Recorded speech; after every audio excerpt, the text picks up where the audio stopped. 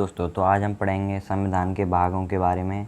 संविधान के भाग कौन कौन से भाग हैं और कौन कौन से भाग में कौन कौन सी विषय आती है और ये विषय कौन कौन से अनुच्छेद के अंतर्गत आती हैं। संबंध इन विषयों से कौन कौन से अनुच्छेद का संबंध है। तो जो भाग ए है वह संघ और राज्य सरकार के क्षेत्र को दर्शात करता है। आपको पता है भारत में वर्तमान में 28 राज्य तथा 8 केंद्र शासित प्रदेश हैं, जो कि आर्टिकल 1 से 4 के मध्य जिनका केंद्र को बताया गया है। दोस्तों, भाग 2 में जो है वो नागरिकता के बारे में बताया गया है, जो आर्टिकल 5 से आर्टिकल नंबर 11 तक है। और जो भाग 3 है उसमें हमारे मौलिक कर्तव्यों को बताया गया है। मूल संविधान में हमारे 7 मौलिक कर्तव्य थे, लेकिन वर्तमान में 6 ही मौलिक कर्तव्य रह गए हैं, क्योंकि संपत्ति का अधिकार अब मौलिक अधिकार नहीं रहा है। इसे हटाकर आगे बताएंगे हम कौन सी कहाँ पर रख दिया गया है। यह जो है आर्टिकल 12 से आर्टिकल 35 के मध्य हमारे जो है मौलिक कर्तव्य आते हैं। संविधान का भाग 4 जो है वह राज्य के नीति निर्देशक तत्वों को बताता है, जो कि आर्टिकल 36 से लेकर आर्टिकल 51 तक हैं, जो कि आर्टिकल 36 से लेकर आर्टिकल 51 तक है। और जो है इसमें संविधान संशोधन किया गया था। आर्टिकल 4A भाग 4A लाया गया था, जिसमें हमारे मौलिक कर्तव्यों को जोड़ा गया था। यह सरदार स्वर्ण सिंह समिति की सिफारिश पर इन्हें जोड़ा गया था। यह आर्टिकल 51A के तहत आते हैं। ये जो 42वां संविधान संशोधन हुआ था, जो कि 1976 में हुआ था, इसके तहत 10 मौलिक कर्तव्य जोड़े गए थे। लेकिन जो है 86वां संविधान संशोधन 2002 में 11वां मौलिक कर्तव्य जोड़ा गया, जो कि शिक्षा का अधिकार था।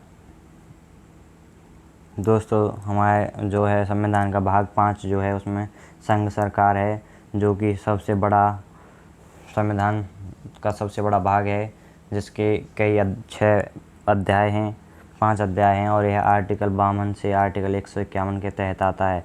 इस भाग 5 में अध्याय 1 जो है उसमें कार्यपालिका का वर्णन है, अध्याय 2 में संसद का तथा अध्याय 3 में राष्ट्रपति की विधायी शक्तियों का वर्णन है, अध्याय 4 में संसद की न्यायपालिका और अध्याय 5 में DPSP भारत का नियंत्रक एवं महालेखा का के बारे में बताया गया है। ये जो इनके आर्टिकल हैं वो कार्यपालिका का वर्णन आर्टिकल 52 से 78 के मध्य और संसद का 79 से 122 के मध्य जो है संसद का वर्णन किया गया है।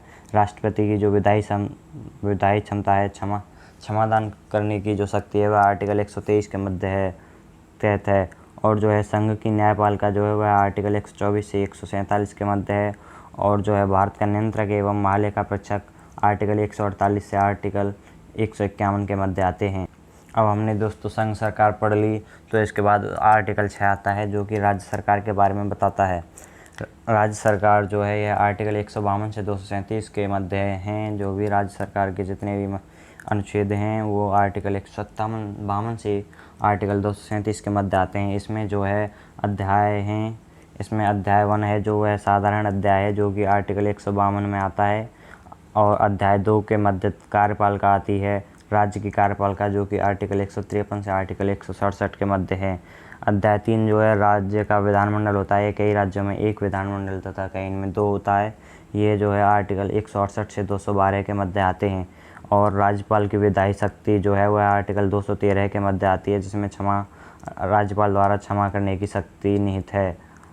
और जो है अब आर्टिकल जो इसका जो भाग 5 है उसमें अधीनस्थ न्यायालय है, जो कि आर्टिकल 233 से 237 के मध्य आता है। अब दोस्तों संविधान का भाग नंबर 7 पे हम आ चुके हैं। संविधान के नंबर भाग 7 पे संविधान के भाग 7 में जो है राज्य से संबंधित पहली अनुसूची का खंड है, जिसे अब निरस्त कर दिया गया है, यानी कि इस भाग 7 को हटा दिया गया है। जो है यह आर्टिकल 238 आता था, जिसे अब निरस्त कर दिया गया है। इसका जो है हमारे संविधान में कोई भाग हिस्सा नहीं है, इसको बिल्कुल निरस्त कर दिया गया है। जो है अब भाग 8 आता है, संविधान का भाग 8।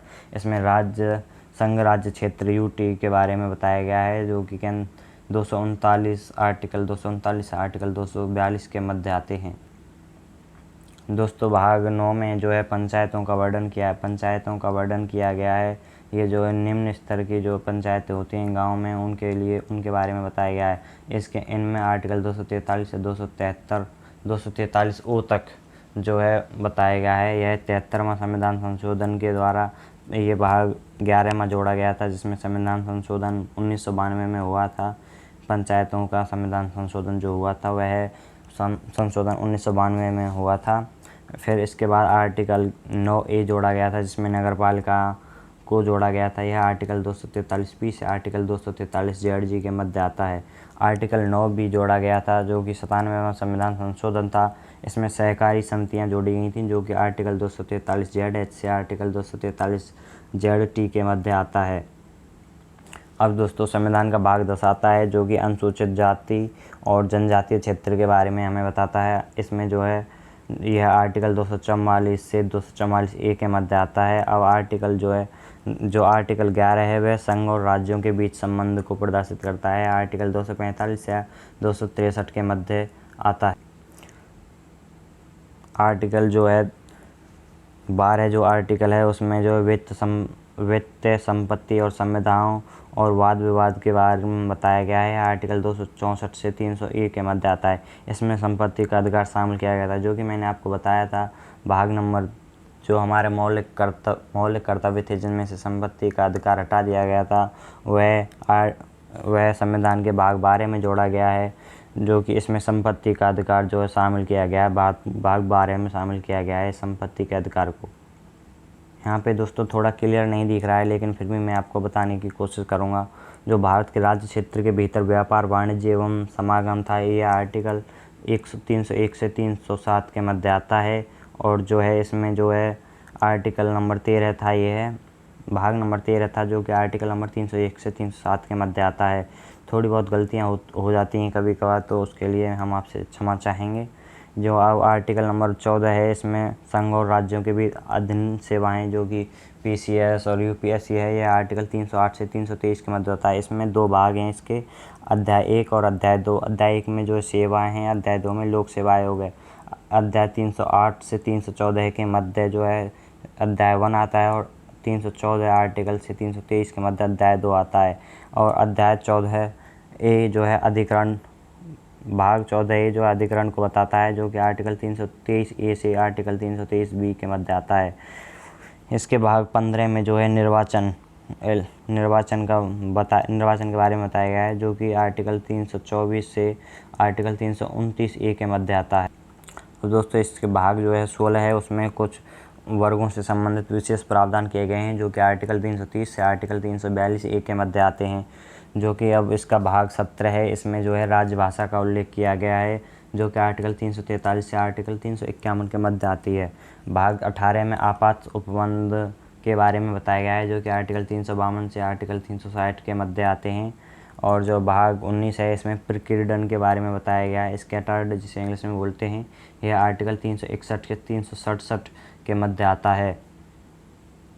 अब दोस्तों जो है संविधान का जो है 20वां भाग जो है वह संविधान संशोधन है, जो कि आर्टिकल 368 के मध्य आता है। इसी भाग के तहत हम जो है संविधान में संशोधन करते हैं।